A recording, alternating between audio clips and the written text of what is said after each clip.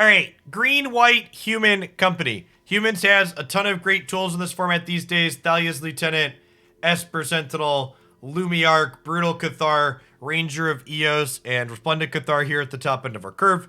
We've got a green splash off of our dual lands here for some collected companies. And, let's go ahead and dive on into some match with this and see how it feels. Do we have a green-white slow land in this format? We do, right? Yeah, I think Overgrown Farmland is better than Sun Petal Grove. Yeah, let's do that. Neither of them are untapped on one.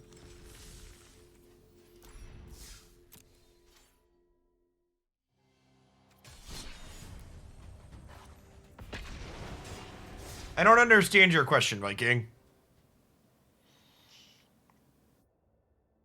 I'll be assuming we have enough people interested in playing Beansy. We'll be starting community games for the Valor segment, probably about 12:30, 12:45.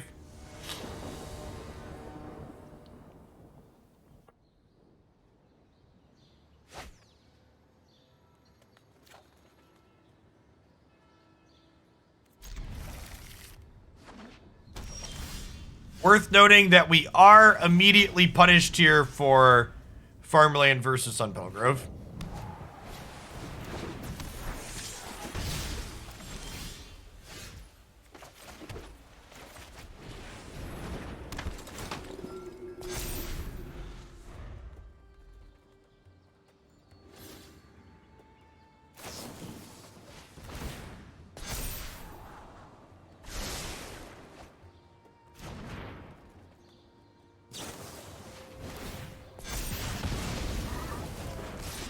I don't really play a ton of card games outside of Magic, Sigil.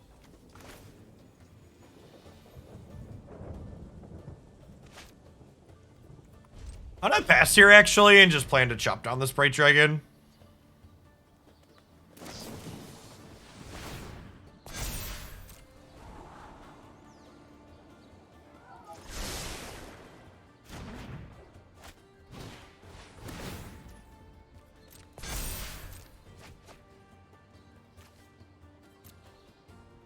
I copy and pasted this deck off the internet, Viking, so I don't really have strong feelings or opinions on any of the card selection in it currently. As is always the case when I play something, I generally like to play some games with the given successful list before making a bunch of changes. If there's one thing you take away from this stream chat, it should be stop making changes to decks that you've never played games with before you play games with them. Like if someone else is having a decent time with a given deck list, like just for the love of God, play some games with what they've been working on before you go and change a bunch of things like a big dumb stupid. Odds are the person that was playing the deck before you had a reason for the choices that they made.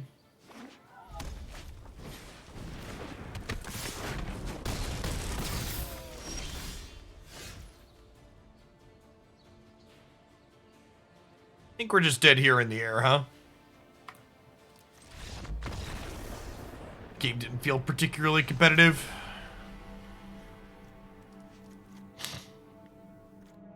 Also, MTG Viking, you can now take a 10-minute timeout because there are literally 4 Skyclave Apparitions and 2 more Brutal Cathars in my sideboard. I just assumed before you criticized the deck, you actually took a second and looked at the deck list, but I forgot I'm talking to Twitch chat.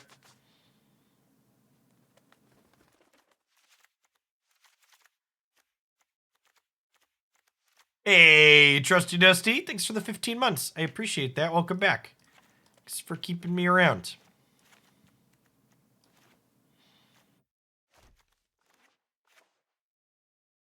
So, I do think I want the cards that exile things here, because they do seem good against Phoenix. I don't want Ranger-Captain. It's a little slow. Bring in Rest in Peace as well.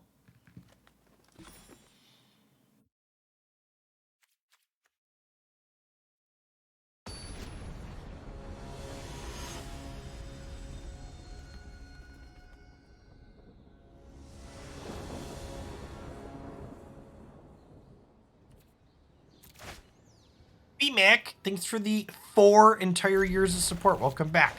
It's a long time.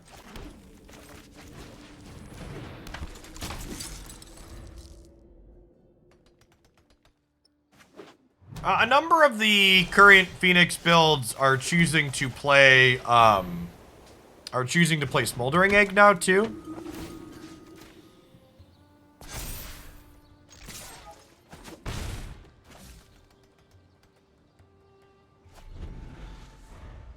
Also, I think well-built Phoenix decks are going to have,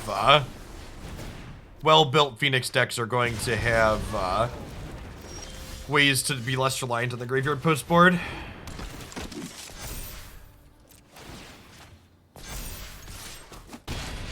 Thanks for the follows, Extreme Jimmy and Two-Way. Hope your Friday's off to a good start. What's going on, Turf Doc? Good morning.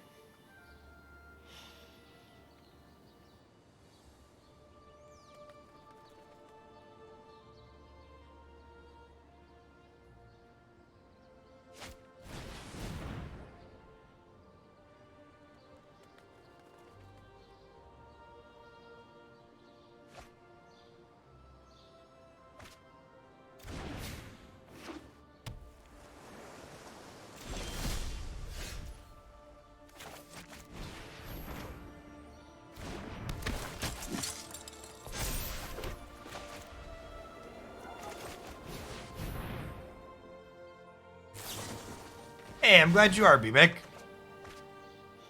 Thanks for the free card, opponent. Appreciate you. Looks like we're gonna have back-to-back kind of uninteresting games here. They ran us down, we'll run them down. Maybe we'll have something interesting happen in the third game. This one's looking to be pretty one-sided here as well.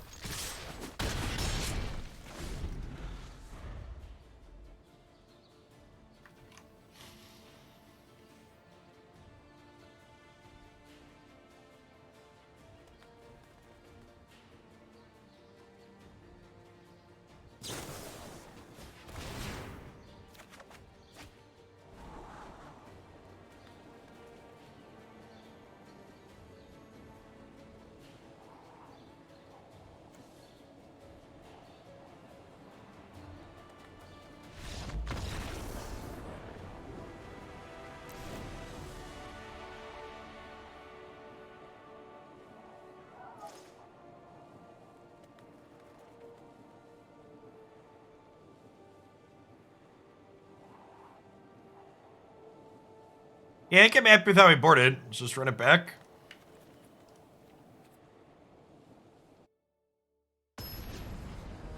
Yeah, Esper Sentinel in general is much stronger in decks where you can pump it up a little bit. Whether it's Aspirant or Thalia's Lieutenant or something like Tempered Steel or Steel Overseer. Definitely feels like it shines in those decks more than just... It's felt lackluster in decks where you can't push its power up in some way. Just too easy for people to play around. Thanks for the follow, Smash. Good morning. We do have a really solid curve here.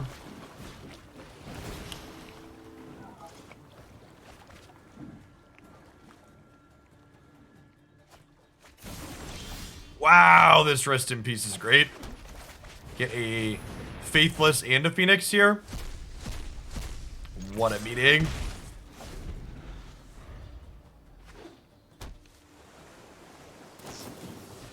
Yeah, I think this build's a reasonable investment too, Tire Assist. There's been a lot of mono white human variations running around as well. So you have the flexibility to try some other aggressive deck variations, even if this one doesn't work out. I think this build's pretty reasonable.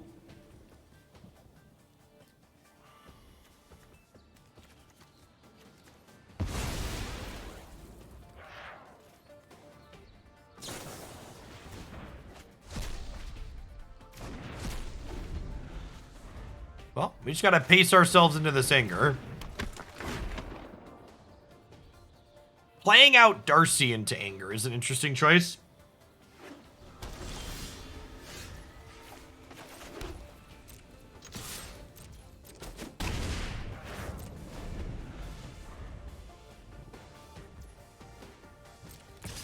No blocks. It is anger in their Phoenix deck. It's actually pretty common, which is weird. I feel like if I was playing a Phoenix deck, I would much rather have,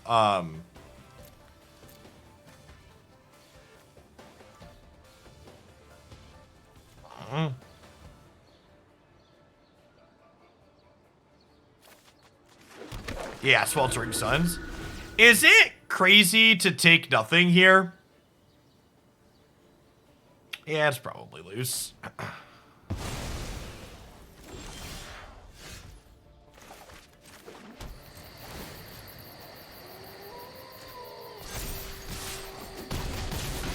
I'm putting the counter on Skyclave to start here because this way if they miss their 5th land this turn, I can get Skyclave out of anger range next turn. Why not double Skyclave? Because they have Anger of the Gods face up, and I'd rather they not get another 1/1.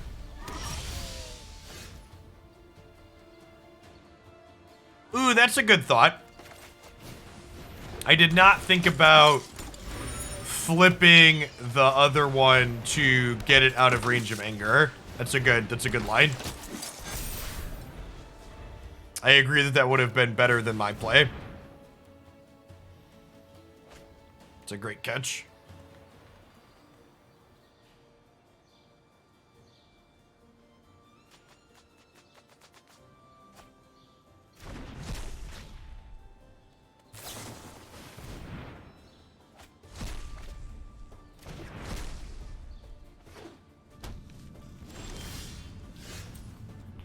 All right, one of your finest humans, please, deck.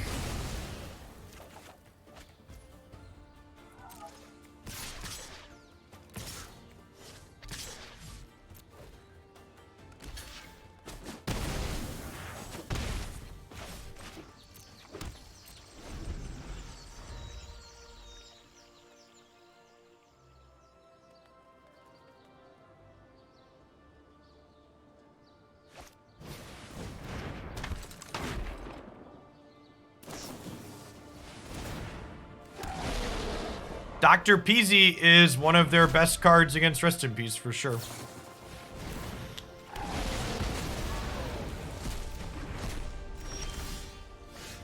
That's a lovely draw. So we'll take away this friend. Then this makes this a 3/3, so their tokens can't trade for it. If we could dodge another Anger of the Gods, we could dodge a ball. I guess Inspector even survives Anger here, so it's not the end of the world, but obviously if they don't have Anger, we're super far ahead.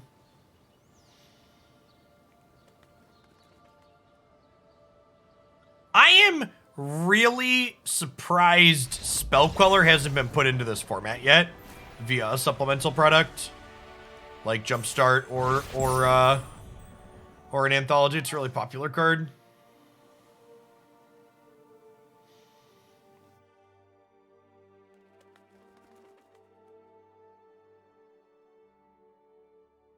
I played a mix of cash and tournament poker when I was playing back in undergrad. It's been a long time since I played poker, though, Seth. I'm probably not a good person to ask. I will just tell you that playing poker optimally is very boring. It's far more waiting to play than actually playing. So, like, bring a book or something to listen to in terms of music.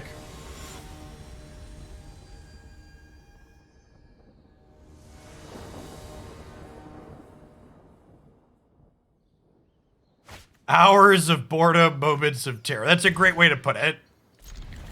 Agree with that summary.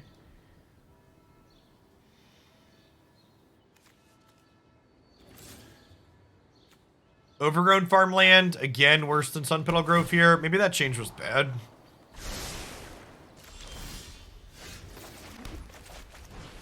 I mean, for reference, 13 mana Emrakul is legal in Pioneer, and I don't believe it sees play there.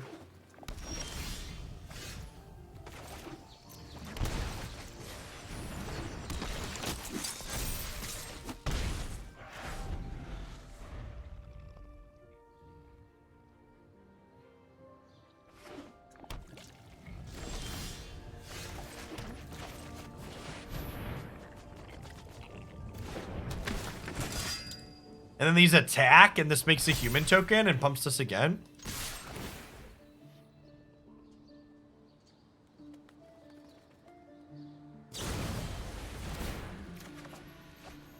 Sequencing punt here from the opponent. Give us a token they didn't have to give us.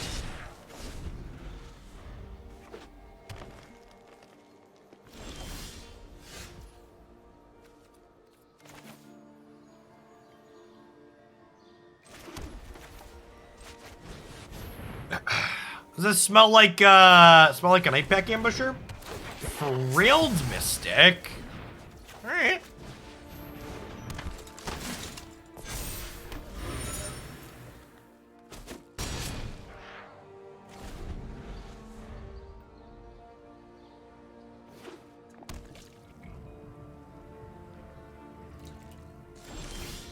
What thrilling gameplay, chat.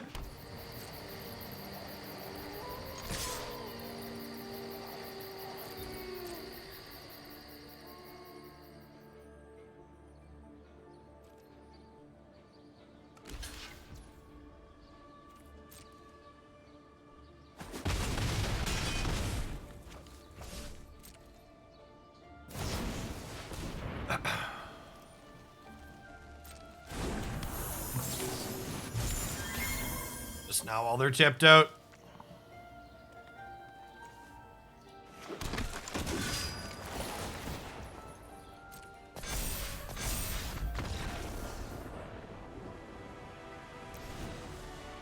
Sweet 4-mana cards. It would be a shame if I were to play 1-drops.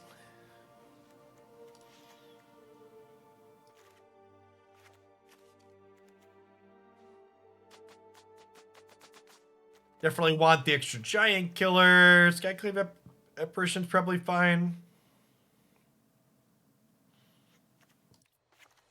Having some amount of ways to take Night Pack Ambusher off the table seems good. 2 killer, 2 apparition, and then some tutors for the killers seems reasonable.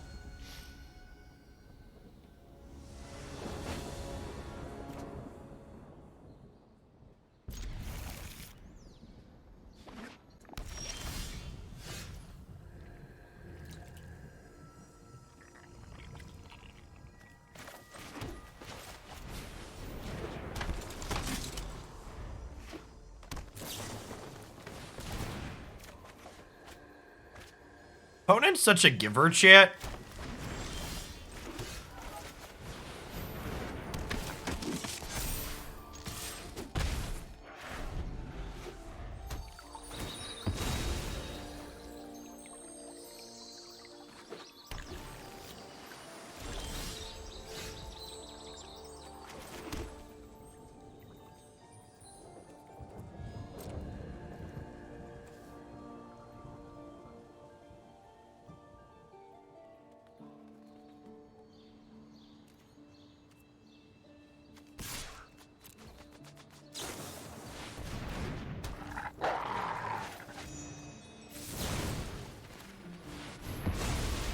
I think the food decks are the best deck in this format.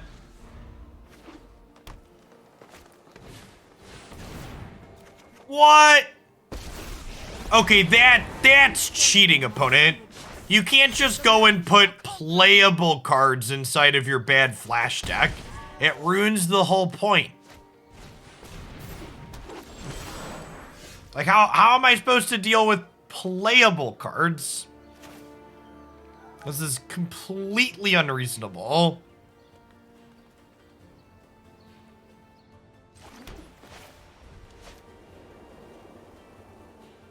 Rion, thanks for the 28 months. Welcome back.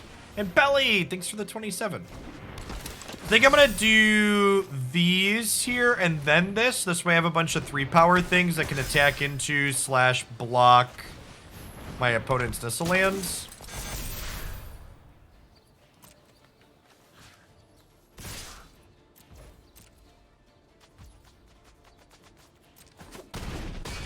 That's true. Nissa's not super popular in Historic anymore, but she's definitely more playable than, like, Frilled Mystic, right?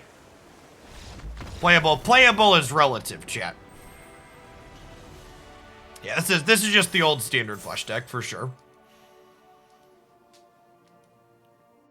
which is not quite an appropriate power level for Historic currently. Historic's definitely evolved up and past where that is.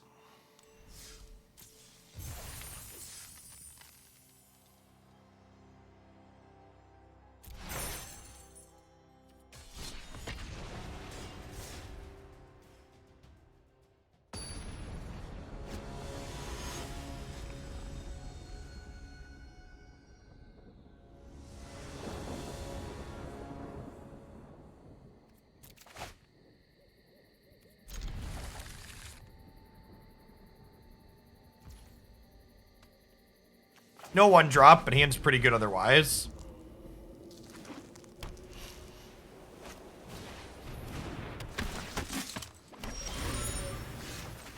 Insert Spider-Man pointing meme here.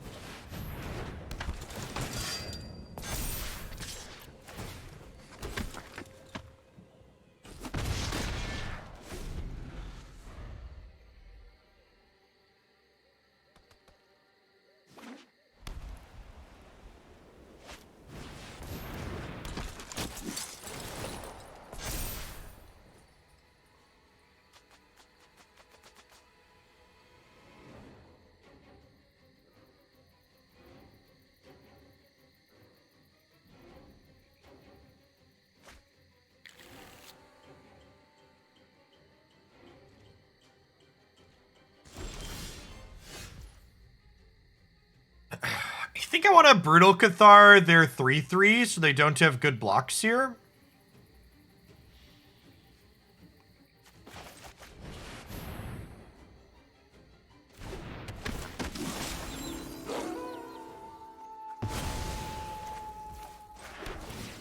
Then we'll put a counter here so they can't double block this. And I'm going to attack with this, offering the trade for it on Thalia's Lieutenant, because I'll push 8 points of damage if they block here.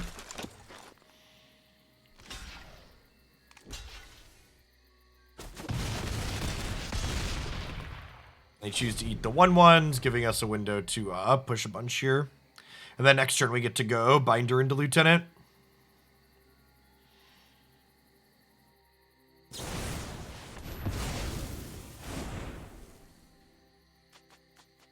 And now with Thalia's Lieutenant, my Aspirant's going to be a 5/5 here.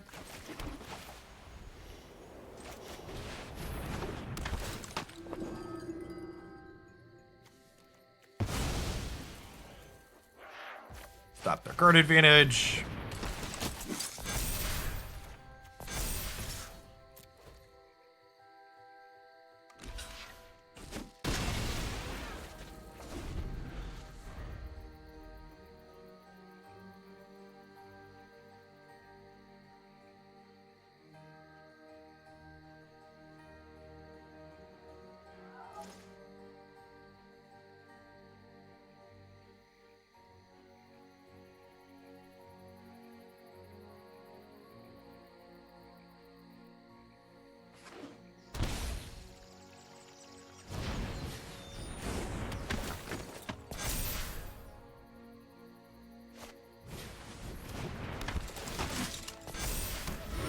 Opponent, a little short on white mana, feeling the pain of their heavier green splash here.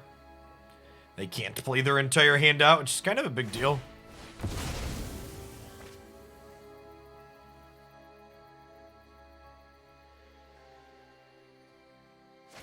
So, because they shocked as well, they're Dauntless Bodyguard in the air.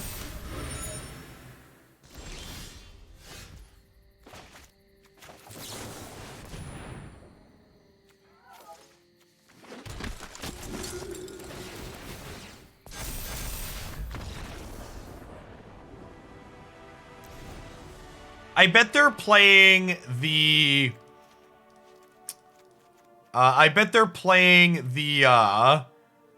what's it called? The card that, not only Sigarda Catilda. Yeah, I bet they're playing Catilda. I'm gonna just go more 3 heavy here, post board.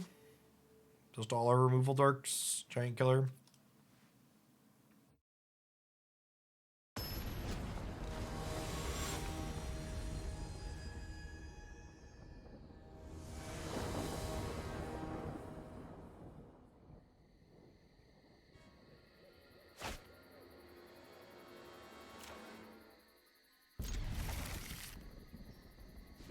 On the draw this game, but our hand's pretty good. No one drop from them is excellent for us. Hoping to draw lands the next 2 to 3 draws.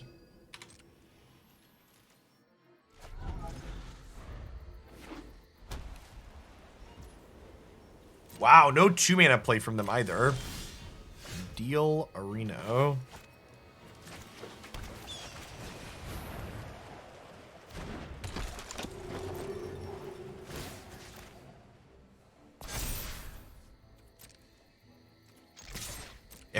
I wonder how many companies they have.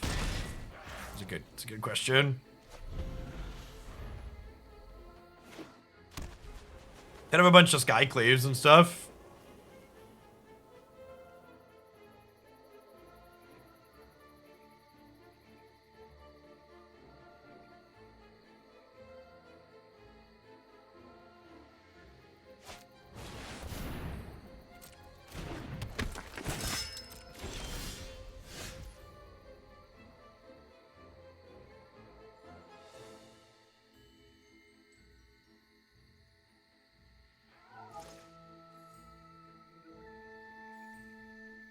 I think we just tempo, right?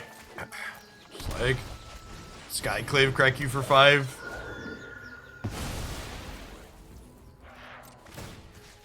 With the 1-drop drawn, there's some consideration to like Inspector Lieutenant, but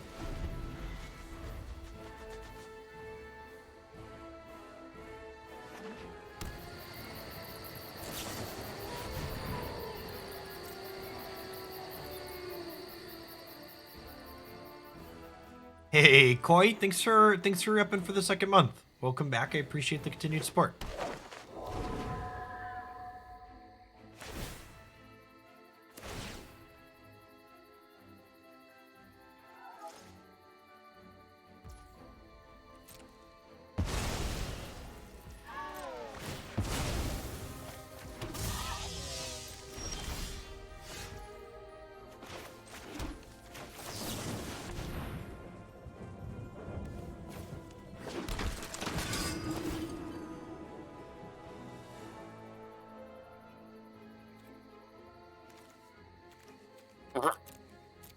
I'm actually going to take their 2-drop here, because this way, if they draw a land next turn, they can't double spell.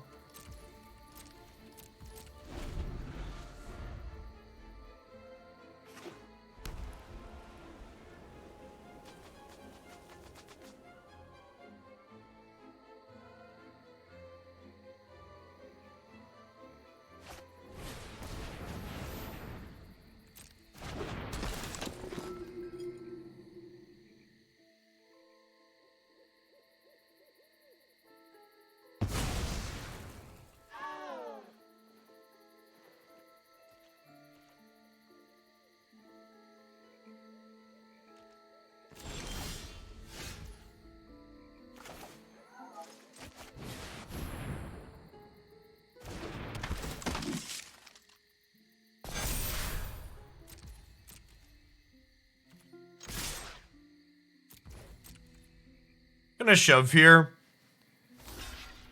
We risk our things with counters getting taken by the Brutal Cathar, so I think I want to just get the damage in before they can do that.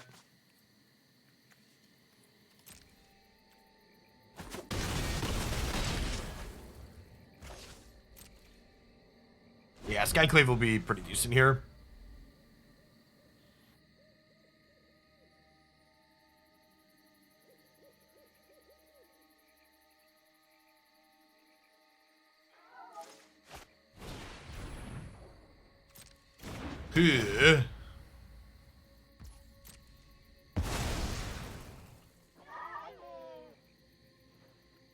Definitely feels like a matchup that comes down to who has more removal.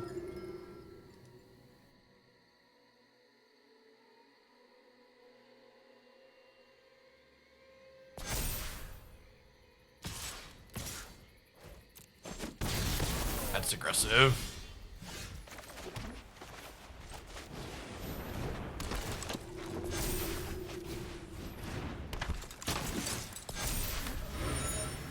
Atomic Kev with the 10 gifty bomb.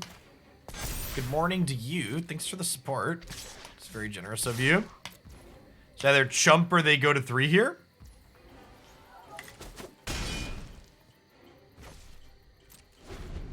You got a new job. Congrats. Hope your new gig goes well.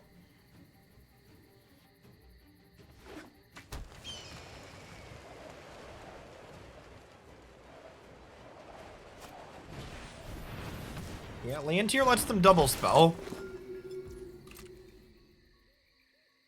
So they know about the Skyclave now.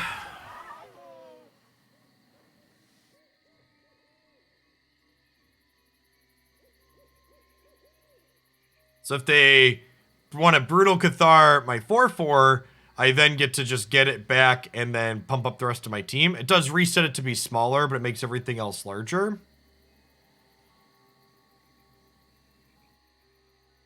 I guess they're going to get to attack me for 6 in the meantime.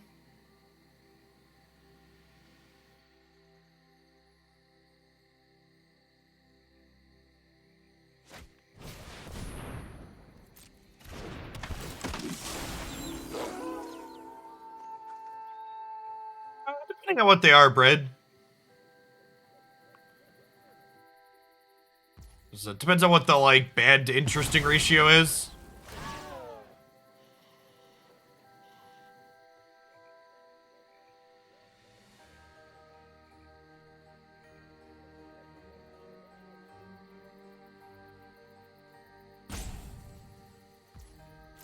Or are you just gonna crack me for 4?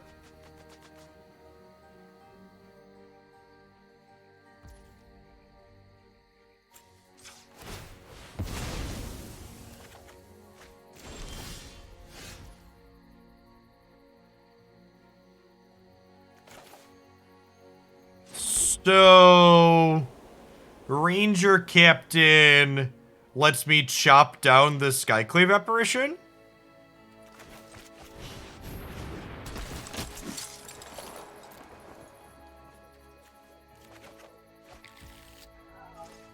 I think we just pass here for the time being. Can make a 4/4 and say go.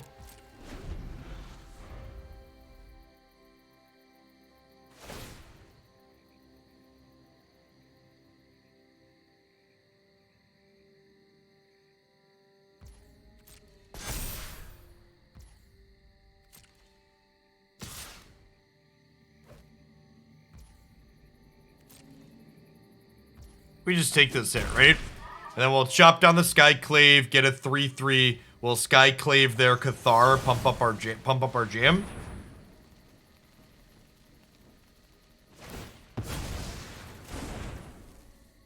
Oh shoot, they are just dead to cave, aren't they?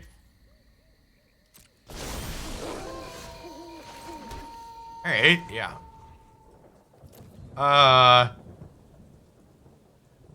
I just sacked this, right? Nah, that's aggressive. They'll company in response. Let's do it.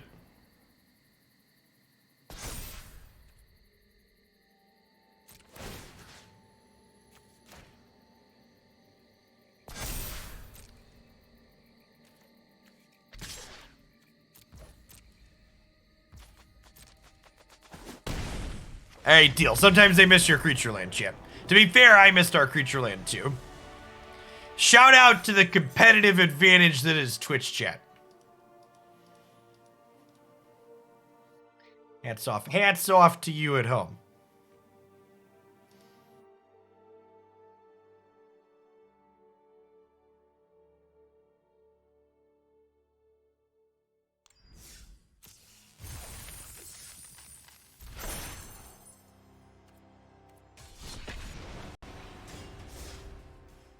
I'd say we're a competitive wheel spin. That's a good way to put it.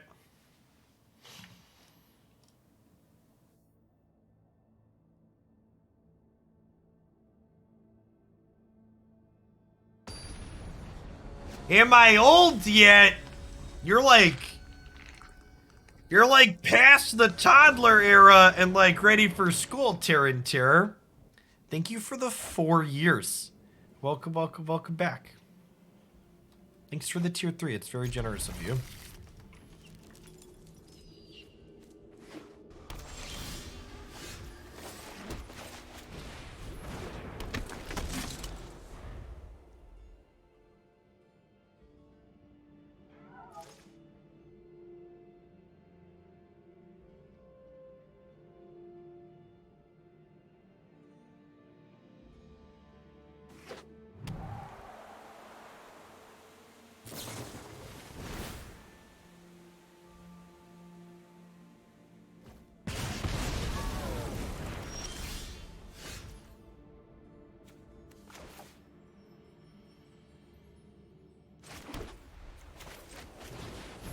Yeah, we've had a couple of 4-year subs. What was the end of?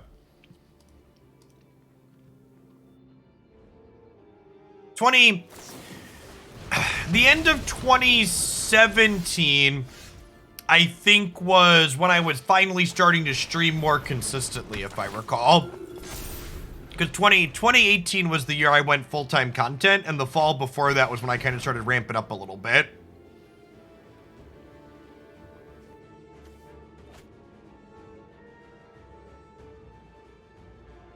What does history say?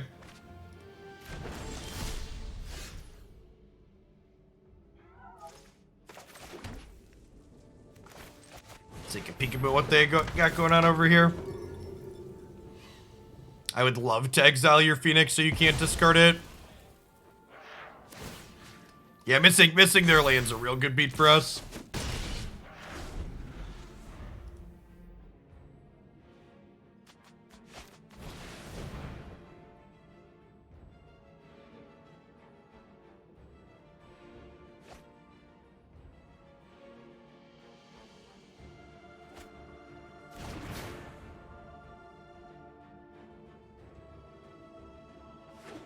Time Lord, thanks for the 40 months. Welcome back.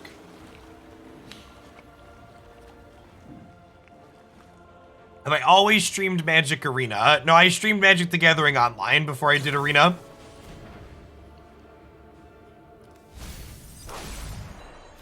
Before I was doing content like I do today, I was one of them Magic grinders you hear about from the old days. The Star City Games Tour was what we played on. I top-8'd over a dozen of their large tournaments, a couple of their invitationals, played in 2 of their Players' Championships. We're shooting paper Magic here for a little bit.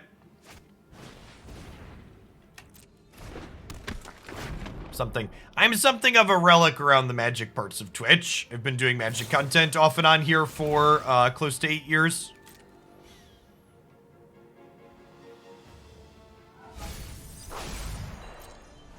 Yeah, I'm a paper boomer who adapted with the times instead of just complaining about them.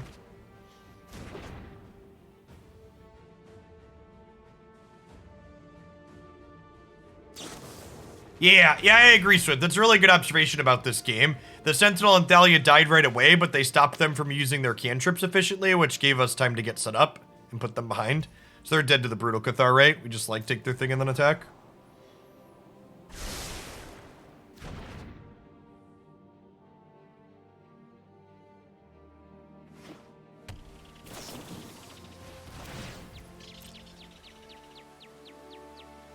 Yeah, Fish Lamp. Believe it or not, and this isn't justifying bad behavior that I had in years past on the internet, but it's to explain it. I don't think humans are really intended as a species to deal with thousands of people screaming at them and hundreds of people telling them that they suck or are awful or are wrong in some way, shape, or form. And it really fucks with your head. And it's tough to, can be tough to get a grip on. And if I'm being completely blunt / honest, The only reason I somewhat manage it okay today is in large part due to heavily utilizing block and mute functions. You just remove the idiots from my spaces rather than past Jeff had too much optimism in him and thought that if he took the time to reason with the detractors, you could reach people through communication. But it turns out, talking to Anime Jerkoff 2679, they're not working from a place of good faith, and they're not interested in having a discussion or changing their mind. Their mind's been made up.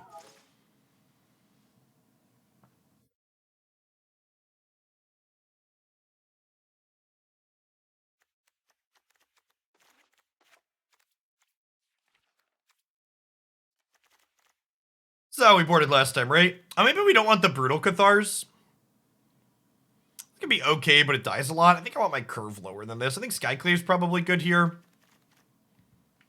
Maybe we leave a couple of these in for the pressure. Definitely want Rest in Peace.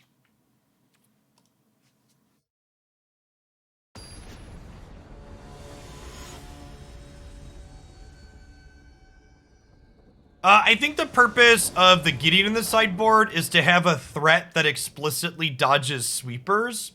So I think replacing it with a threat that gets cleared away by, like, Anger and Deafening Clearing and Wrath of God is not great.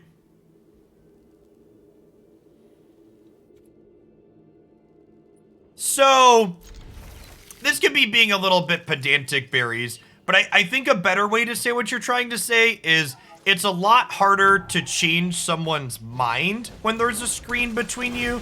I'd actually argue that it's incredibly easy to affect people, especially in a negative way when it comes to their mental health, even through the computer. My lizard brain is very bad about being able to read 9 positive comments and 1 negative comment and obsess over the 1 negative comment and spend way more time and thought and mental energy on the negative comment. And that's a me problem that I've tried to work on over the years that I'm still not perfect at getting away from, but... Speaking of long subs, thanks for the 56 months, Sonaru. We're reminiscent about the old days, what you've been here for. Alright. Don't have Spell Pierce in your deck post-board against me, opponent. God bless. Rest in pieces.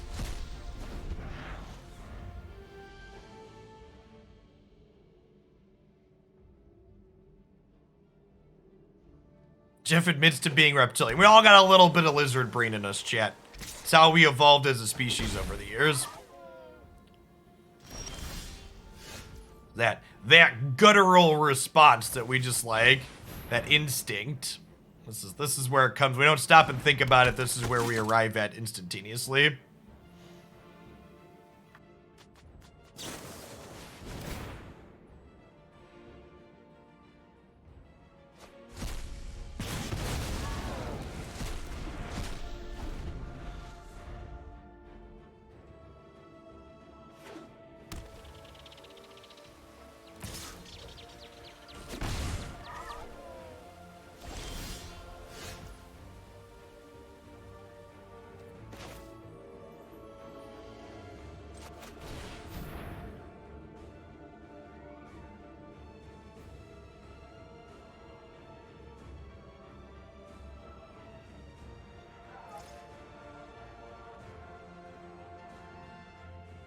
I completely agree, Michael.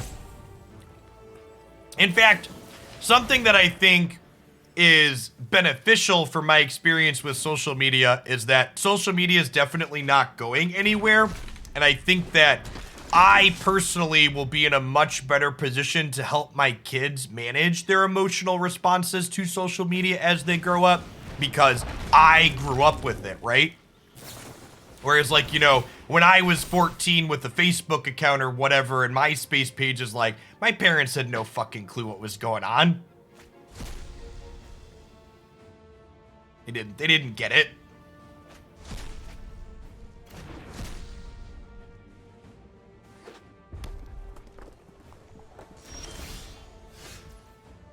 Man, can we get a 4th land, fam?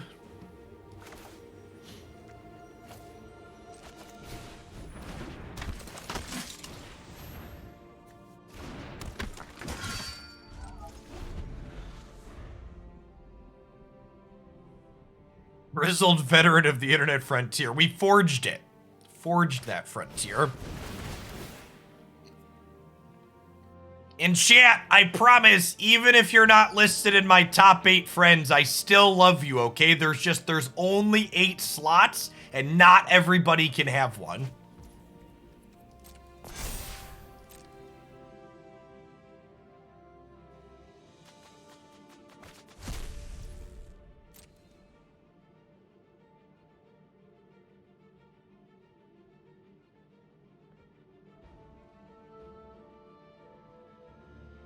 Why is Tom still in your 8? Well, you know, he's Tom, right?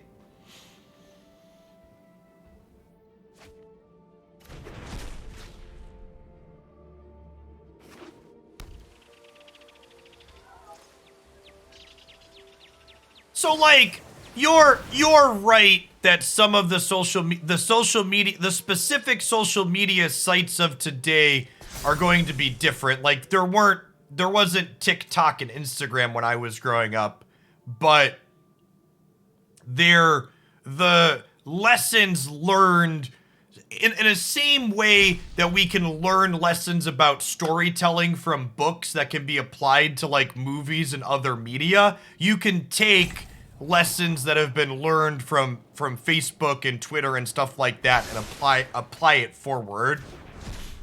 There's gonna be a lot of parallels with the things that matter. All right, we got one more shot to draw an untapped land here before this Ashmouth just like tears us a new one.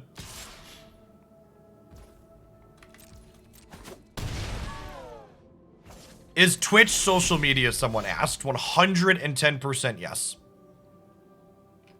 Man, what a rancid, shitty game of Magic. They even let us draw an extra card.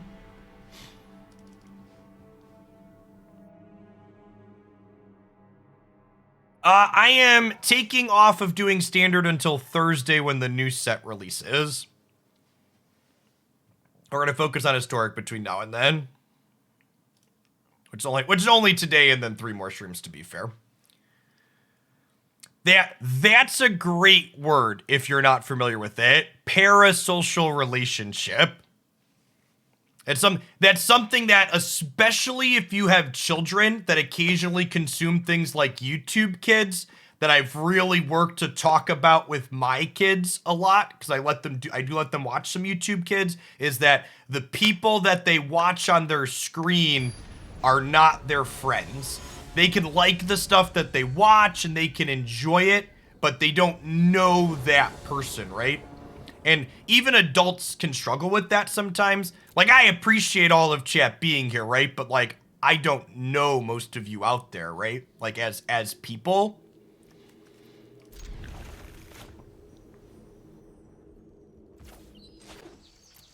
This hand's okay. Thalia on the play seems good.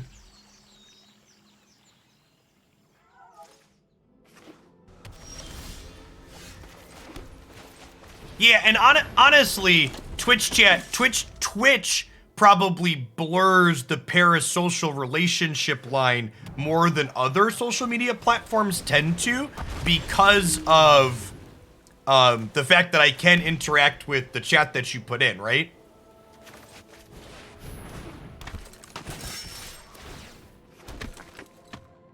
But like kids especially really struggle with that, right?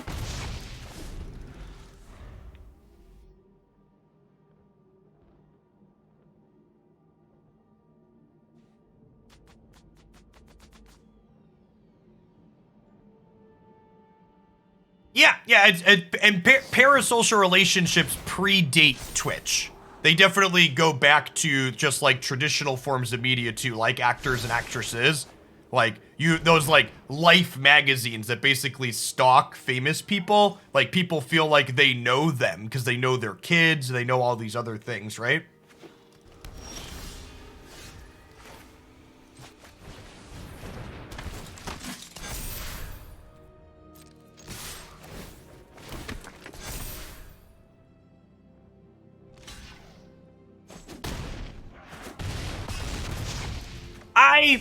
I will say that even though I'm a bigger streamer in the Magic community, I'm still pretty small in terms of Twitch and influencers and all things like that. And one of the reasons why I do like the subs Discord, and one of the reasons why I'm active in it, is because it does break some of that asymmetry.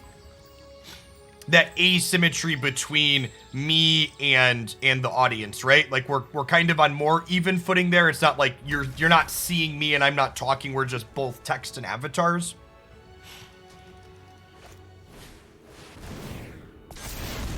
That's brutal. What are spells? Baby, don't hurt me. Don't hurt me no more. Man, if we just had one removal spell here, just like a Chop Down or a Skyclave or a Collected Company.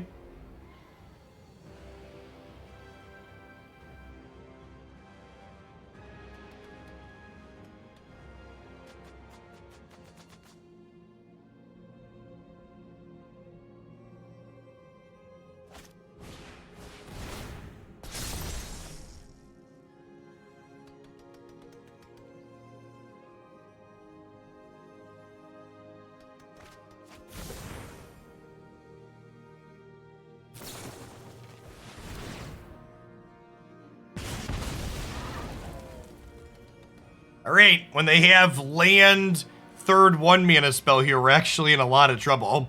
This Phoenix is coming back, and we don't have any gas left in the tank because we flooded out here.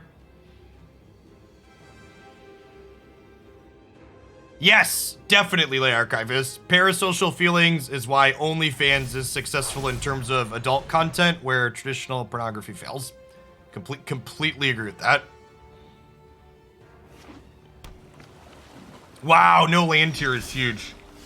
Wow, and now, no untapped land. And now they have to chump block this, right? Because if they block the 1/1, they take 5 and die. Okay, so Lieutenant is lethal if we draw it. Is it? No, that's a lie. Lieutenant would still be good, though. Draw a card here. Skyclave is lethal. Luminarch is fine. And we're still at 20 here, so we're in a decent spot.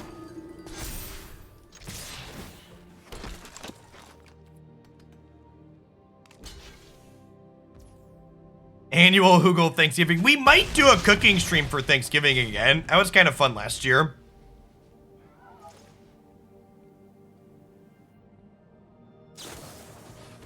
Man, I can't believe the fact that they missed this land drop untapped was so huge.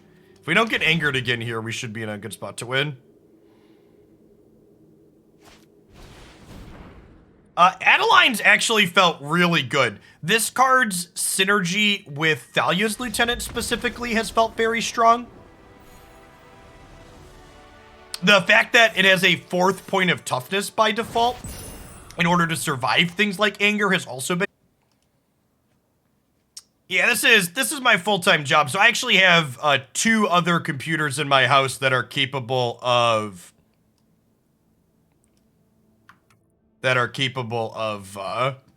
streaming my job from.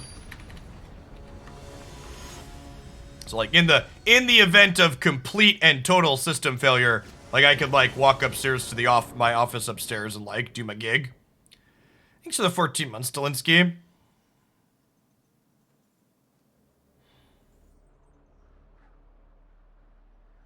It only started blue screening after I did a fresh Windows 10 install. So like, the issue must be this current Windows 10 install. And Windows 11, okay, is anybody in chat on Windows 11? How bad is it? If I try and switch to Windows 11, is it gonna kill my system as a daily driver?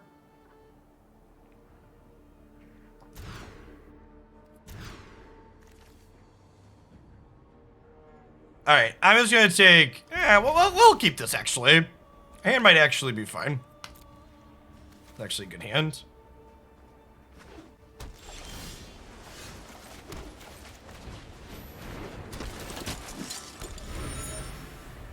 I do not have a dual PC setup for streaming, Patrick. No. You only really need a dual PC setup if you're streaming games that are graphically intensive. But like, 90 Magic Arena obviously isn't graphically intensive, and then most of the other games I stream are on the Switch or the PlayStation, so they're doing the game rendering.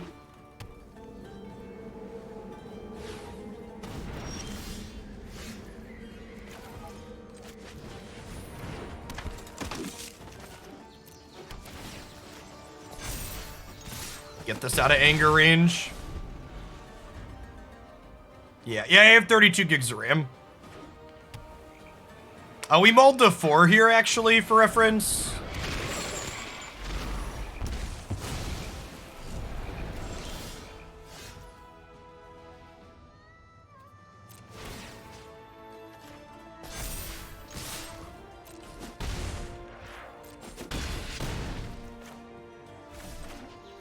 Yes, yeah, things where your frame rate really matters.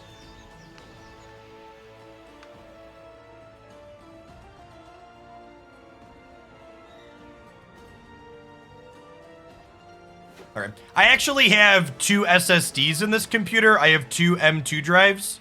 So I'll probably grab a copy of Windows 11 and do a clean install on the second SSD. So that way I can still have this existing functional install in case Windows 11 doesn't work out. But I guess that's my project for this weekend now.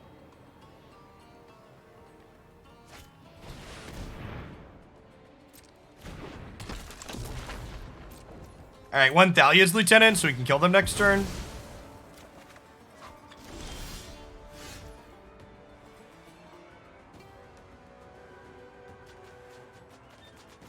Man.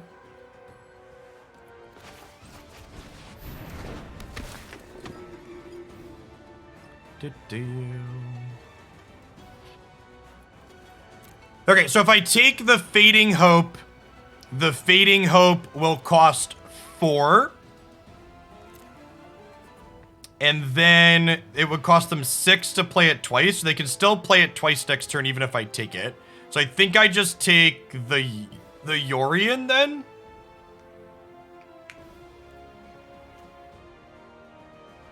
Maybe I take the Fading Hope so they can't draw another piece of interaction and go like Fading Hope, other piece of interaction. Yeah, I think that's the play, actually.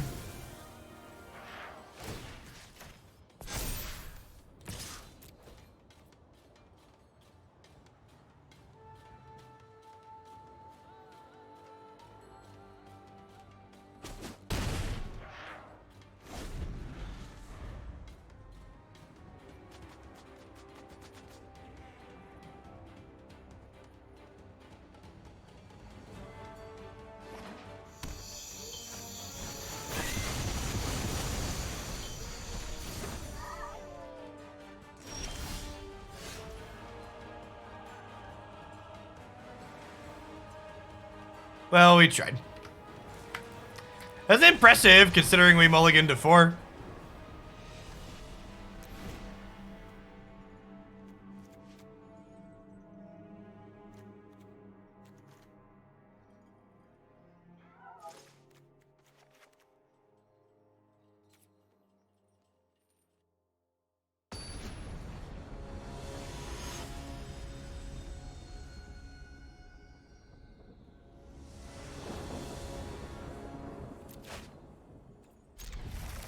Okay. 1, 2, 3, 4, curving right on out the door.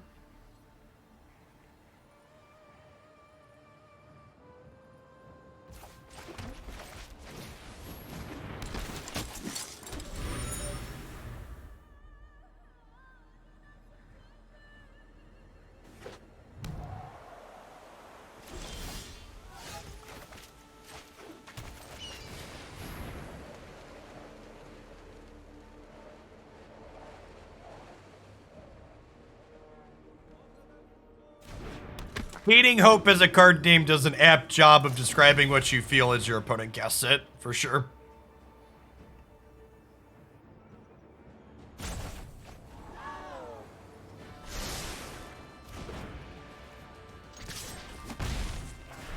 I think having Coco in this deck is worth the reduction in consistency. flip that around, I actually think Collected Company adds consistency to this deck, and that's part of the reason to play it. So Collected Company helps us find our good 3-drops more frequently.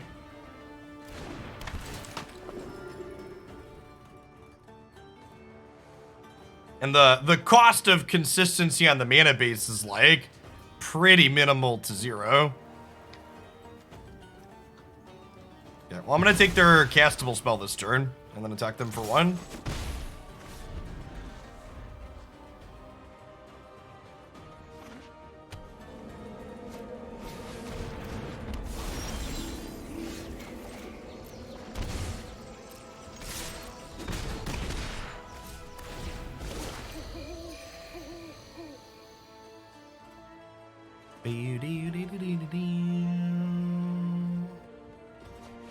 You know, maybe I was supposed to play these because they're Sweeper's Extinction event.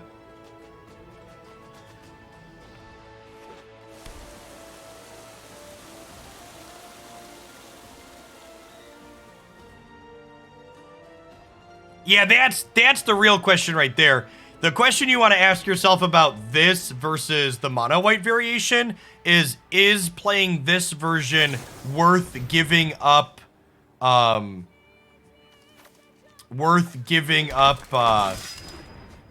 creature lands for?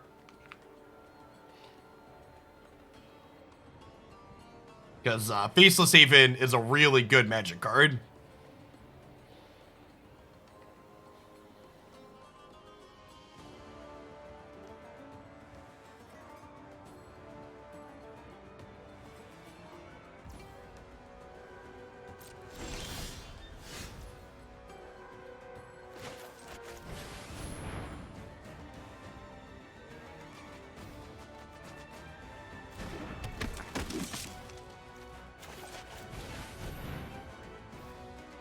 I mean, we're playing the white creature land. It's just not as good as Faceless Haven.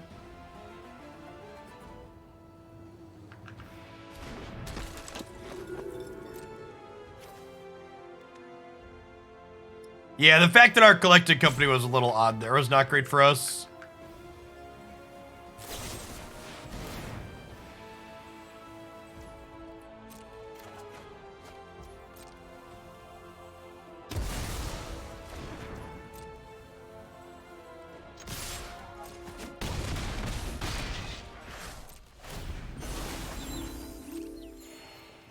Alright, if they don't have untapped land here, we do get to draw a card off their Extinction event, and Thalia is going to live. So we're not in a terrible spot. We've got gas in the tank after the Sweeper, because we didn't mulligan to 4 this game. I think that seems like a fair take, Bob B. Coco versus Haven is mostly a wash. The real reason to be in Selesnya is to have access to Yasharn in this format. Yeah, the food matchup's probably hard for this archetype, I would venture to guess. And Yasharn's a pretty good slam dunk there, for sure.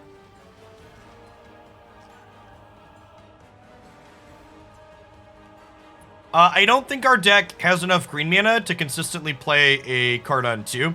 So I don't think Catilda's worth playing. I don't think I want to change my mana base to make Catilda more castable. No, I think that's a good take, bub. I like that description a lot. We often dump on people for giving shitty card suggestions and descriptions in chat, so I would just like to call out Bob B there for just like, hey, this is good and this is why it's good, is like, this is just a great example of like the type of feedback I'm looking for when we have discussion about cards here. So hats off to Bob. Appreciate you for being a productive contributing member of Twitch chat. I'm gonna go ahead and put a counter on here so that way we're more likely to draw a card when they do stuff next turn. Use my 2 mana to crack a clue.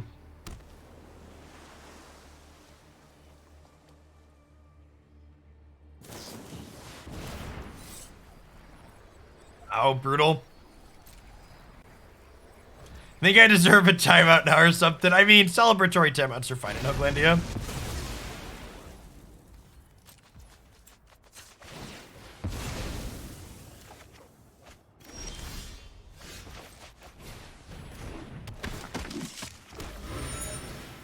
I think you should cut a land and play Storm the Festival because you flooded one of these games and it's a good mana sink. There's the normal Twitch chat I know and love. Know and maybe not know and love. Know and something.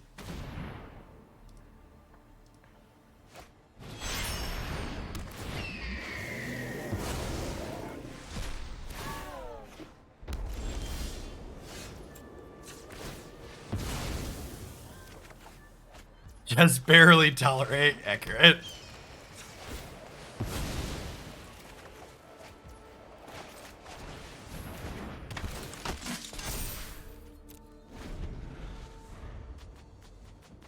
Brick.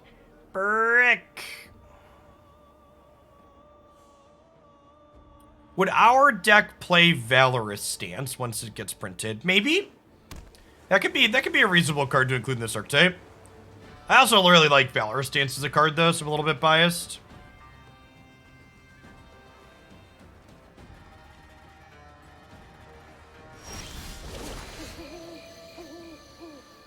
Right, this thing gains some life, too. So good.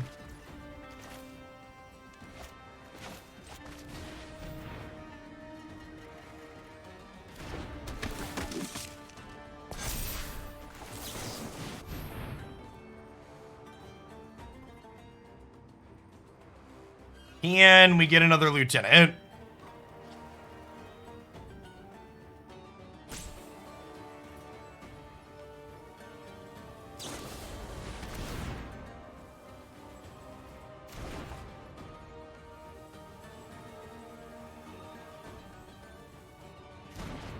All right, well, definitely trading Thalia's lieutenant for 6 points of damage here.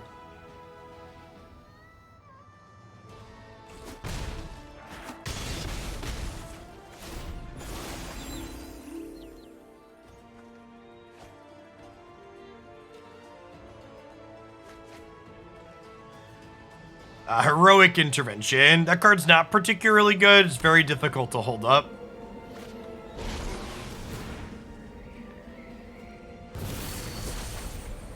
Hey, it's fine. This company is going to hit double Thalia's Lieutenant, chat. I can feel it.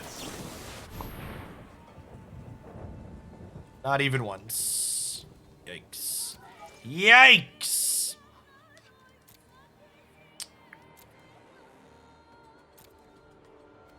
Get these. We get our giant killer. Are we Ranger Captaining to play around a sweeper? Nah. I think we just chill. They do get to activate Cletus here to get another draw and gain a life. They are dead to known information currently. Let's dig deep. Okay. Cinderclasm isn't that good on this board. Yeah, Valorous Stance is good because of board states like this, for example, right? It's a card that can kill a Yorion, but it can also interact with the opponent's interaction if they don't have something like a threat. It'll be excellent against decks that are playing like Leer in Standard, because like you have to kill Leer or they win the game, but you also don't want a bunch of just dedicated removal in your deck, because if they don't have Leer, you're going to have a bad time.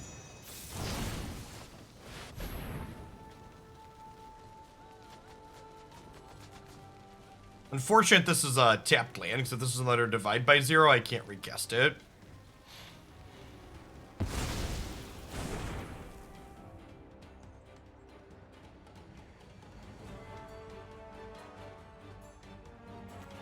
Block, block, block. They kill something, they still die.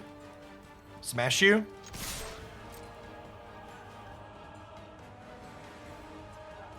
Prismari command, kill 2 of your things.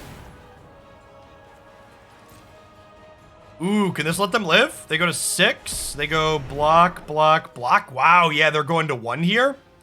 Brutal.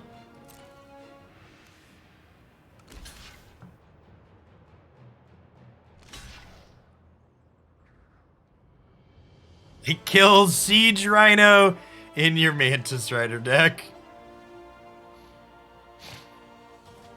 Well, this block is bad, right? We need to... They want to trade a Thraben Inspector, not chump Thalia. We did draw the Dragon Slapland. Yeah, we're not in a terrible spot. They're not dead, but yeah, it's a little bit of a mistake from the opponent here. They should definitely trade with the 2/3 since they don't kill the Thalia.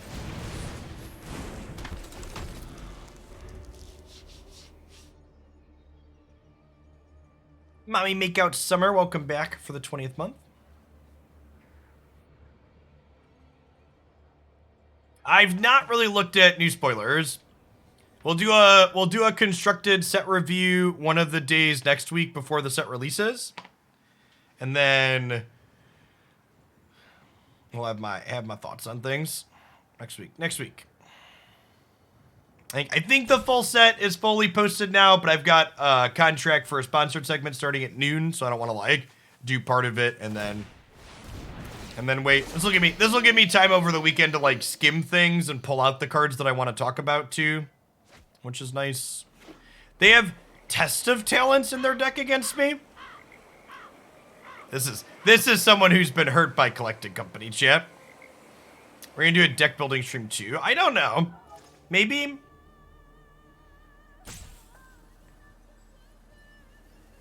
Probably. I have to build decks anyways, right? So like doing it on stream just means I get an excuse to do it on stream instead of off stream. The deciding factor will probably be, I think I'm gonna have enough decks to do daily deck highlights. How much deck building versus review and stuff we do will be kind of dictated by if I have videos to fill out the YouTube channel. That would be awesome if they changed that, Marty. It looks like we're gonna limp across the finish line this game and get a game 3 here.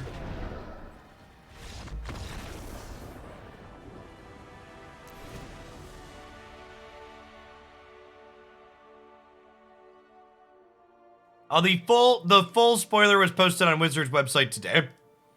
There's always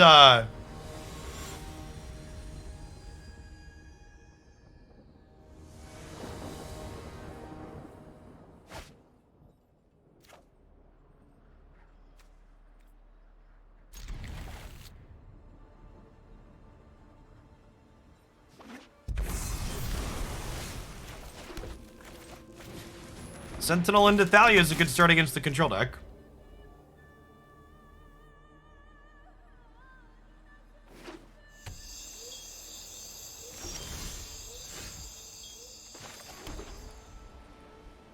I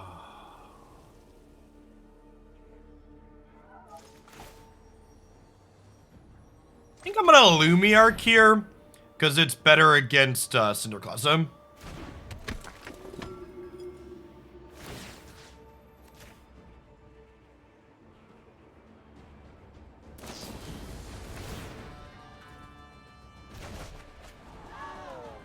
I mean, that Fading Hope's like a little annoying, but they also Fading Hoped our 1-drop instead of our 2-drops. That's kind of a W for us.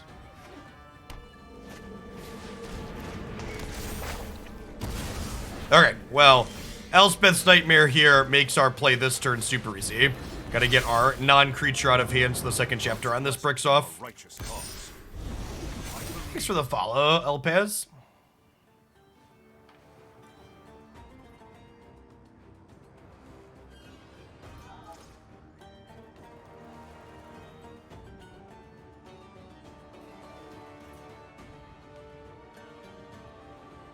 Do-do-do-do-do-do.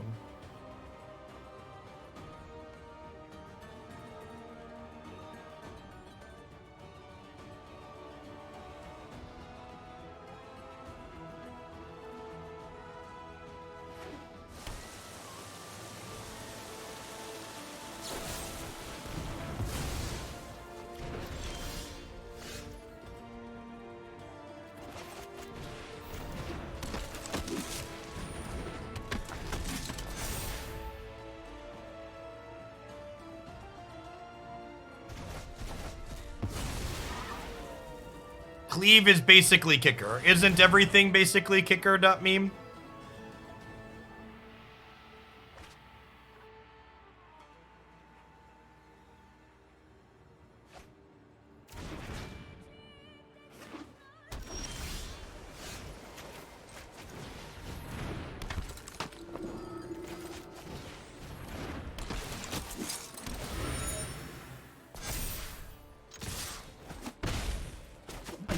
luckily don't have second red for Cinderclasm kicked yet.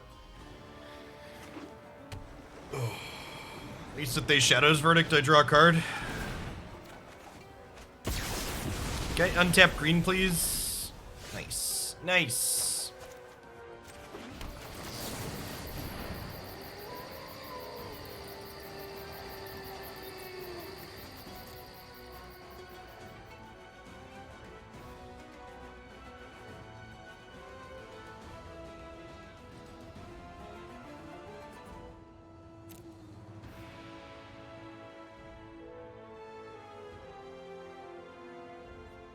I think I definitely want the Ranger's Captain.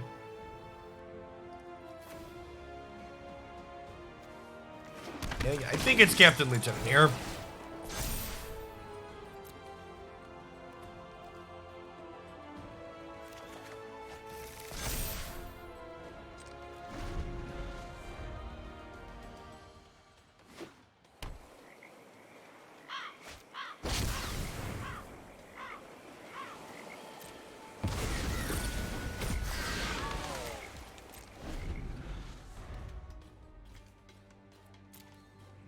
Chat, I thought Thalia was supposed to beat the Epiphany decks, chat.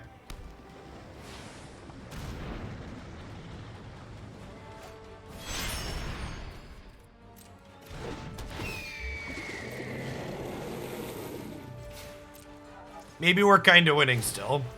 Maybe, question mark? Maybe? Maybe?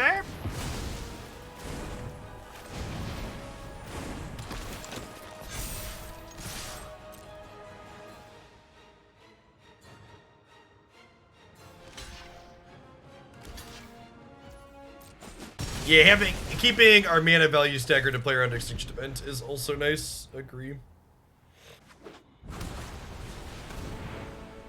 Opponent is largely playing a standard deck with Yorian. Yeah. I mean, I think we're gonna win here, chat. We're ahead at the moment.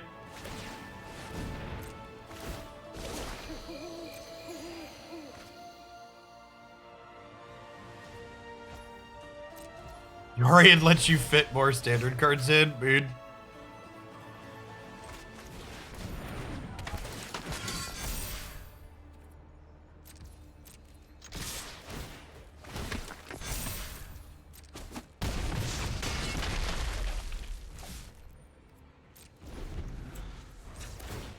I think this is no spells for you turn.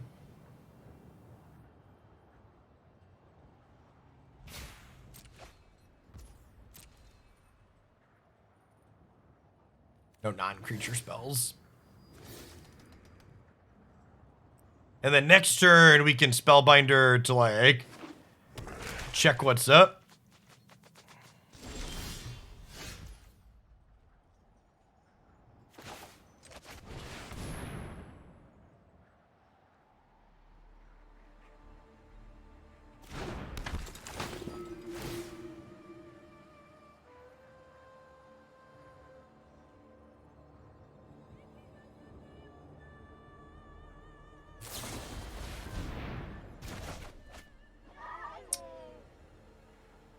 And they're 1 mana short of activating their Hall of the Storm Giants here now, right?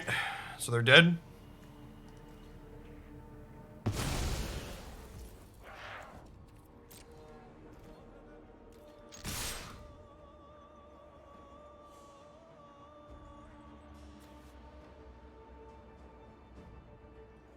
Oh, shoot. Oh, damn it. Oh, I thought I counted that. Ah, damn it. Yeah, we messed up by not playing Inspector.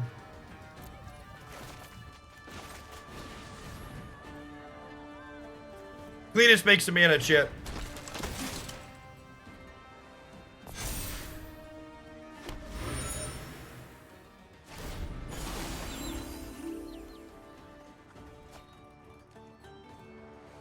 You could have attacked for lethal. I'm gonna give you a 10-minute break. So you can take a re-examine the board to figure out why that wasn't true.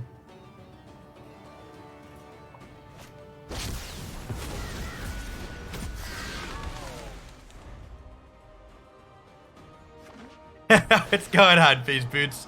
Thanks for the corner B here. Welcome back. Chat, not only is it 2 mana to tap something, but this thing has Ward.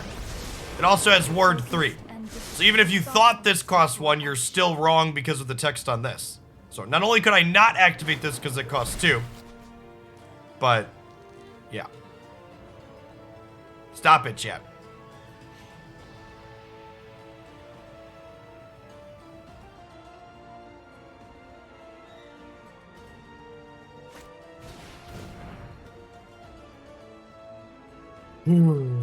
Thanks for the 41 months, Slacker. Welcome back.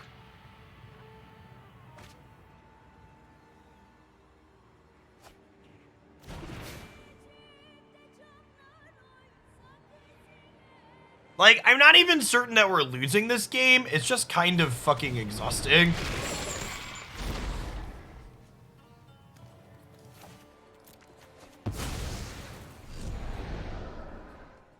And that kind of like, what are we doing with ourselves? How did we end up here type feelings? You think we're still very far ahead. I think you're super wrong. I think there's a chance we could maybe steal a win out of this game. But I think they have a Kroxa and they have a Narset that hasn't downticked yet. And they have a Cletus they can use to loot with. I think we are definitely behind at the moment.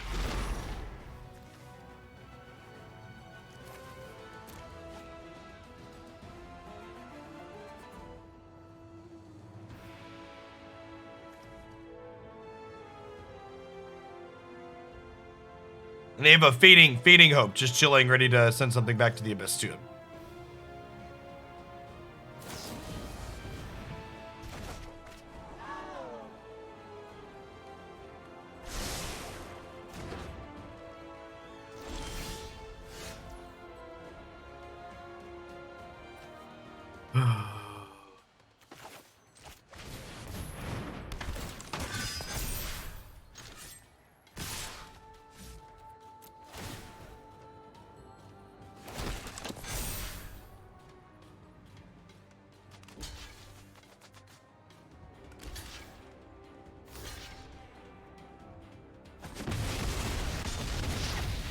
So they get 6 looks at a sweeper here, or even just a piece of spot removal for Thalia's lieutenant. Keep an open mind. Oh, man.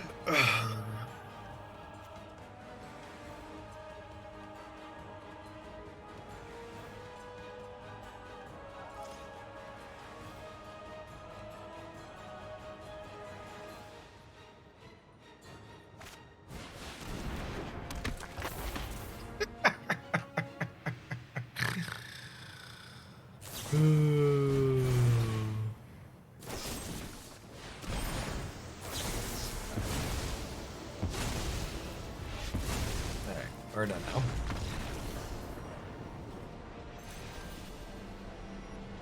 Welcome back, Luctus.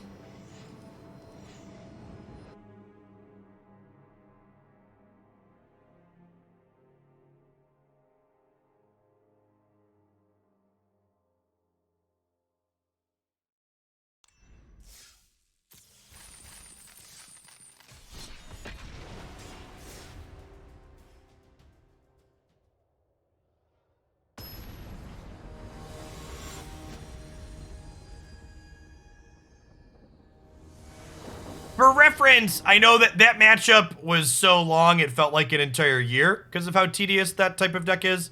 But like, that was the match where in game 1, we almost killed them after we mulliganed to 4. So like, I would wager that that matchup's probably good for our deck if we get to play an average match of Magic. Unfortunately, we did not really play an average match there. We had two really close games. One of the ones where we mulliganed to 4, and then we had one game where we had a pretty deciding factor. If your deck is fair, Leer dumpsters it. Yeah, but I mean, like, the idea is, like, we'll just kill them before they get to Leer a lot of the time. But you're correct. If you get to have Leer with a bunch of mana on turn 80, that's very, very, very good.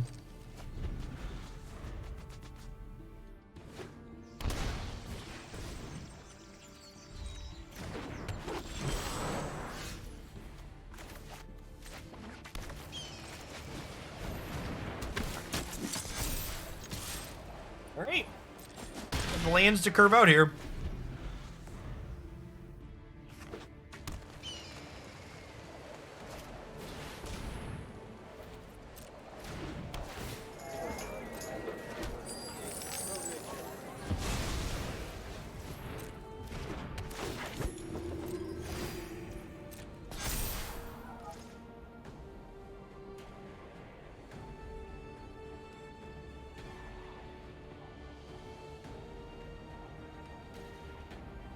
No, the Alderune decks will continue to exist and likely be frustrating in Standard even after this new set releases. They will be shadow banned on coverage for our event next weekend.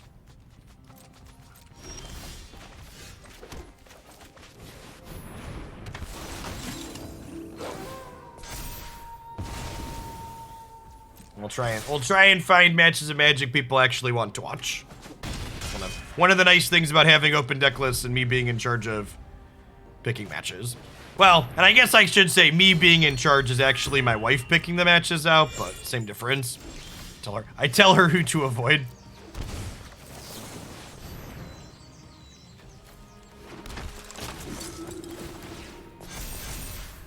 Wow, are we gonna lose the game next turn? We might lose the game next turn. This wasn't enough damage to force a jump block. We're dead to a squirrel chip. Sometimes lucky. Yes, the event will be standard. Standard won the voting by over 100 votes. And by that, I mean standard beat historic by only 10 votes, but 100 people voted indifferent, and voting indifferent is the same as voting for the winner.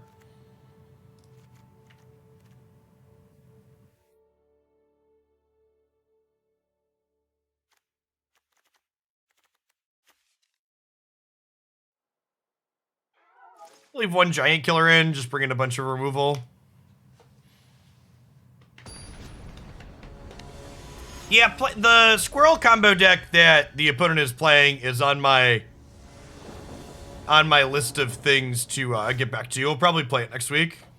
Low-key, think this hand's actually kind of okay. It's got a removal spell and then some card advantage.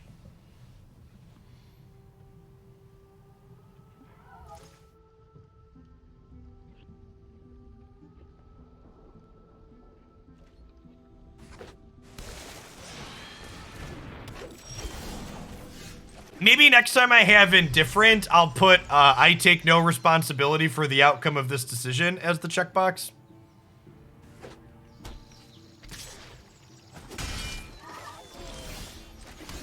Well, my plan of keeping 2 okay spells then draw a couple more spells is not working out, Chip.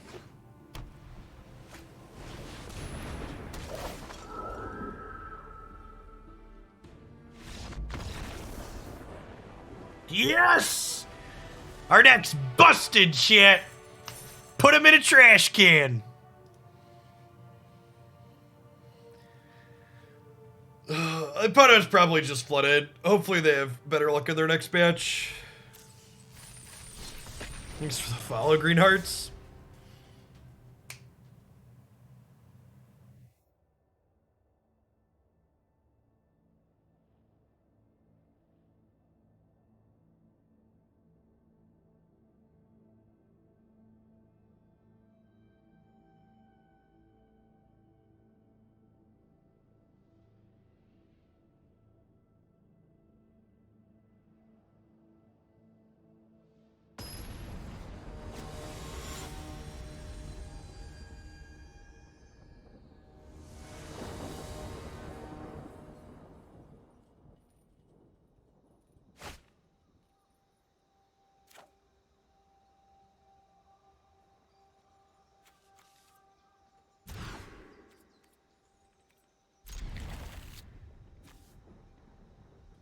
Bottom this in the dark.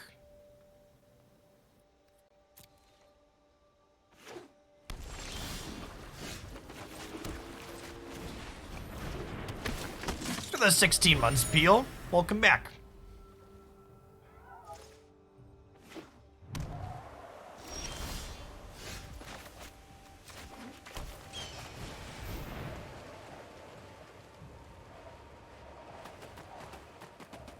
Jeffrey Bezos sends his regards. God bless. Oh yeah, step on me, Bone Daddy. You know just what I like.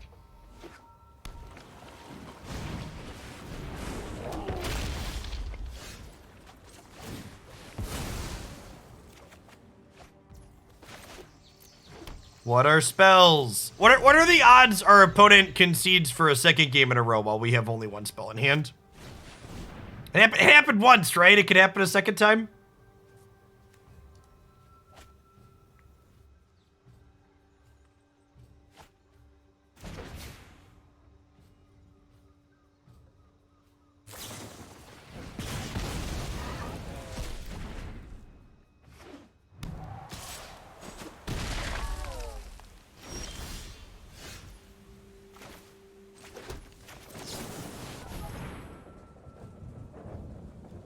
Okay, that's not terrible. Think it's Luminarch as the second here.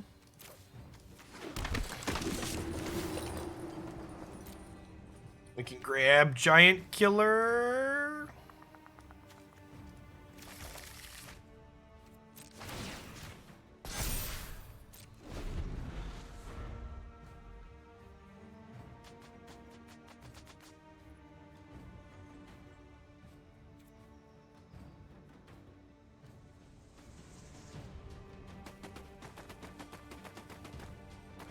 It is an incredible flavor win for Giant Killer to kill Bone Crusher Giant.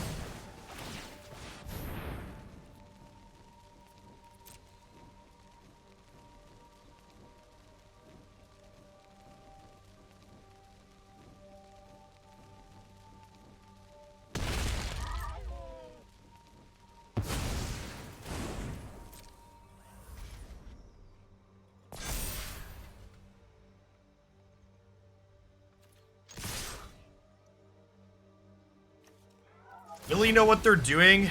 Main deck Magma Spray. I think we just let this bounce. I think I could sack this to kill their borrower, but is that worthwhile? Maybe that is. My health total is kind of low. If they flash in the borrower, I'm going to struggle to race it. Yeah, I think I'm supposed to do this.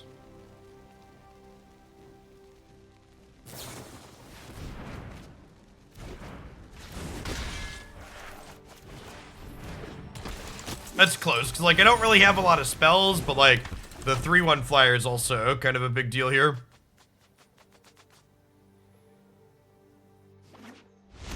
And, like, there's probably a pretty good chance this Giant Killer dies, right? Kill, kill.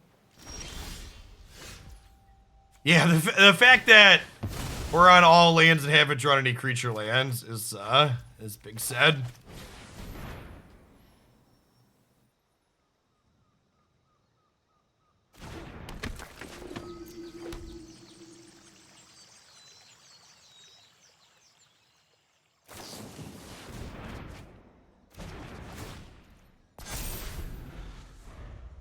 The opponent had main deck Anger of the Gods, is what happened to our board. Better than a basic, I suppose.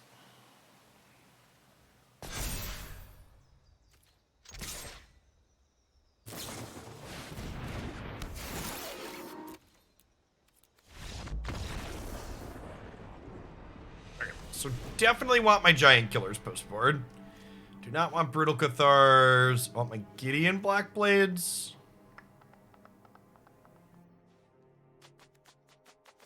Rom-com's probably fine too. What do I want to get rid of here?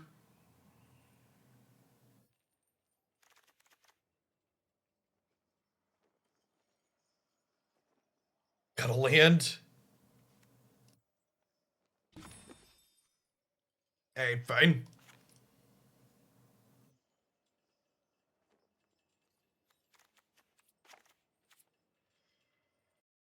Add 3-drops kind of land.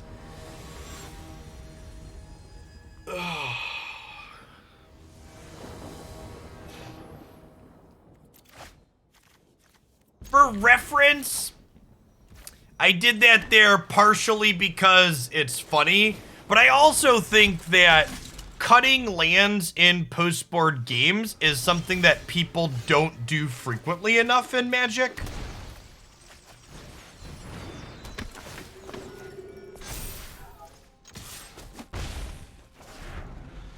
I think you probably just hope they don't have the Gearhulk Opus combo. They have it and you die, they have it and you die.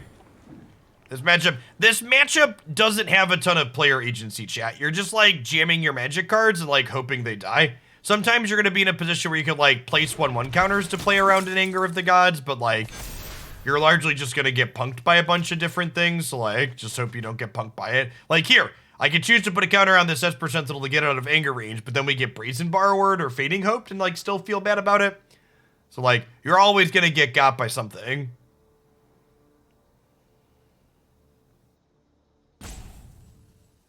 Pick and choose what you're winning and losing to.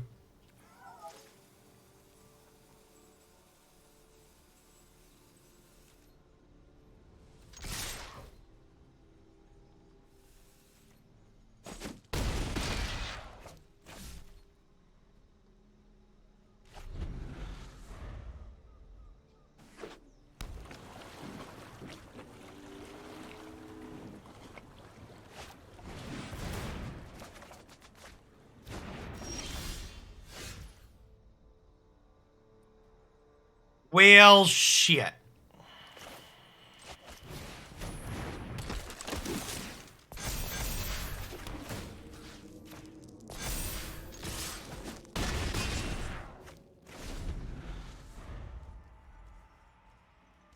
We're actually in an okay spot here, right? Because being on the play is busted.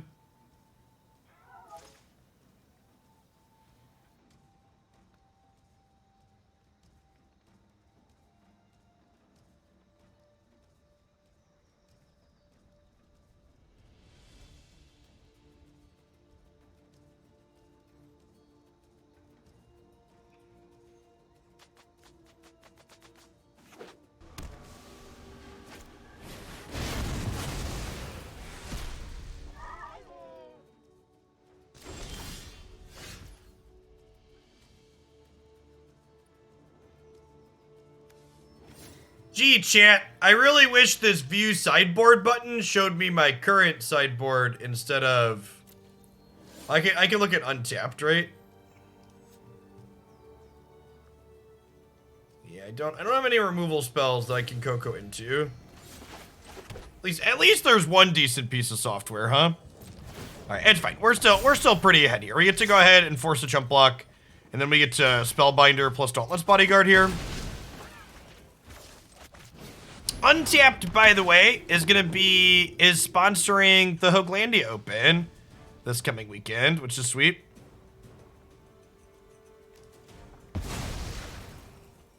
We've got a few new sponsors.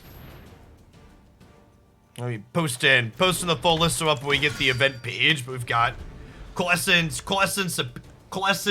Apparel is going to be one of the regular stream sponsors. They make our wonderful Gitrog t-shirt, Get Toad t-shirt that I'm wearing today.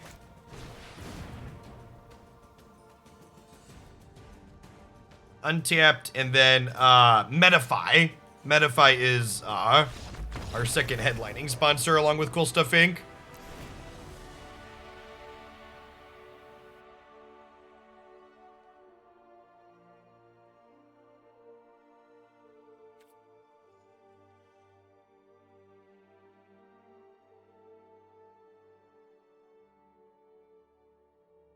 What did playing out the bodyguard the previous turn do for us?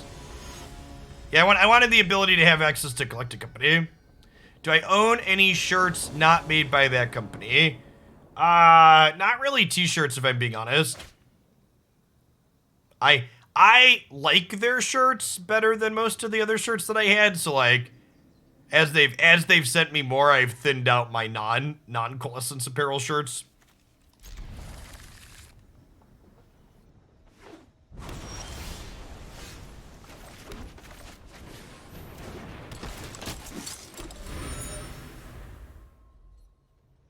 how Dromoka's command been. Literally the first time it's been in our hand. You can check out the price range on Klessen's apparel stuff on their website here, klessensapparel.shop. And use code Hoaglandia to get 10% off. They feel good. They're a premium shirt brand.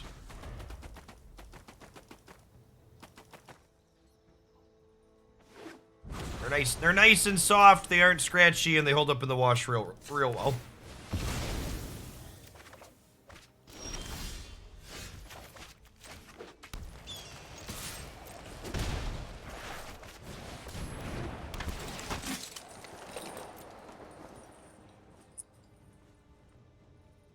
Who are we getting here? I think it's a bodyguard, question mark. I do have another thing to tutor with here, so this isn't a huge commitment.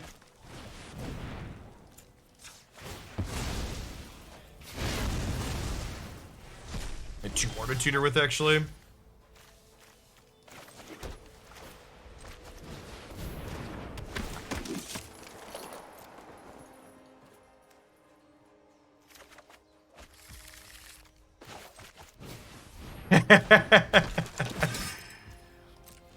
Yeah, over the summer, Christy and I cleaned out our closets and like bagged up a bunch of clothes and got rid of them. Just like stuff that hadn't been touched for a while.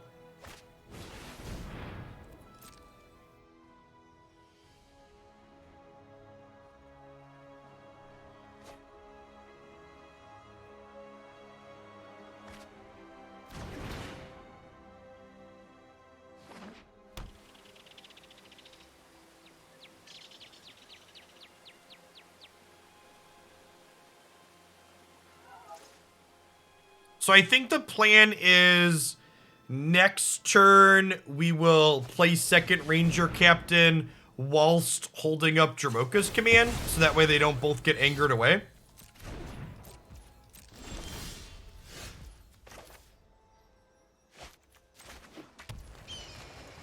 Because I think it's important that I fetch up a giant killer here before they get to their mana for their Gear Hulk.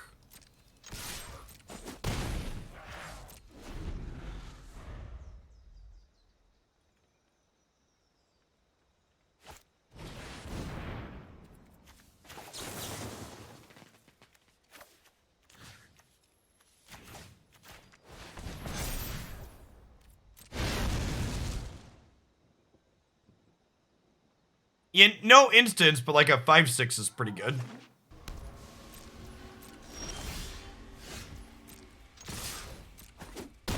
Yeah, full hidden mode on Dromoka's command there.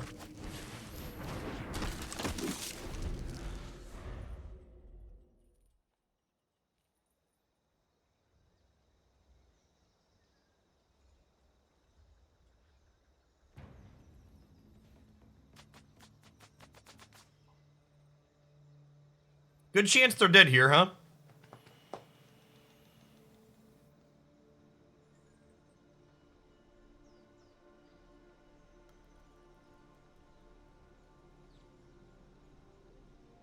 Yeah, Naya Feather's on my list of decks I want to play next week too, I think, before Standard happens. I don't know that we're going to get to all the historic decks I want to play before the new set drops and we focus on Standard a little bit more, but Dromcom is gas in Feather.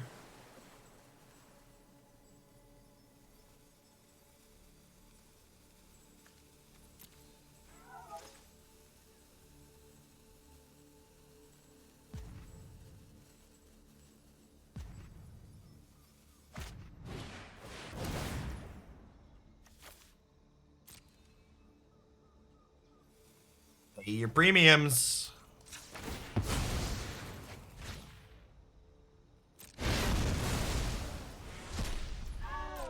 And now they can't cast non-creature spells, so we know this resolves.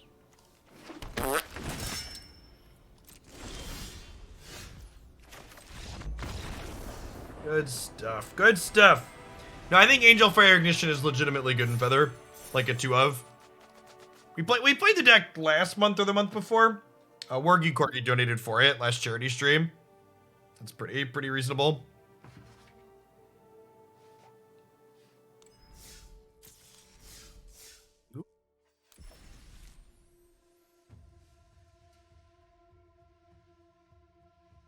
Hey, Sapo, thank you for the 40 months. I really appreciate that. Welcome back.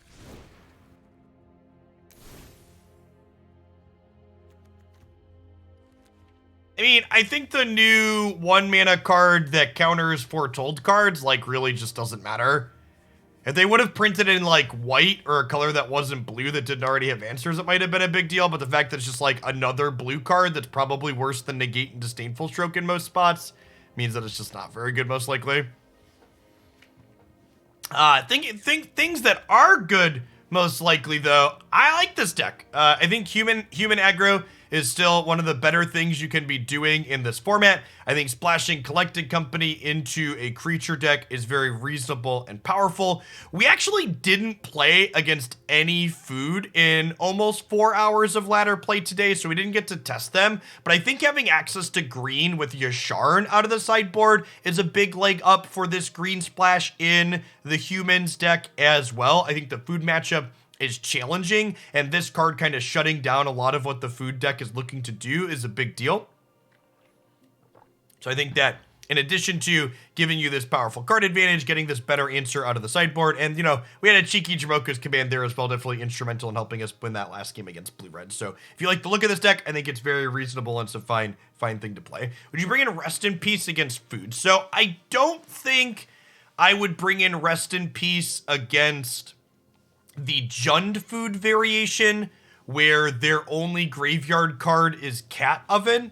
I do think I would bring in Rest in Peace against these new green-black Luris food decks, where they have multiple things that play to the graveyard. So I don't think Rip is good enough against just the cat, but I do think it's worth bringing in if they have cat plus a second thing that you're also getting with it. So context there is important, I think.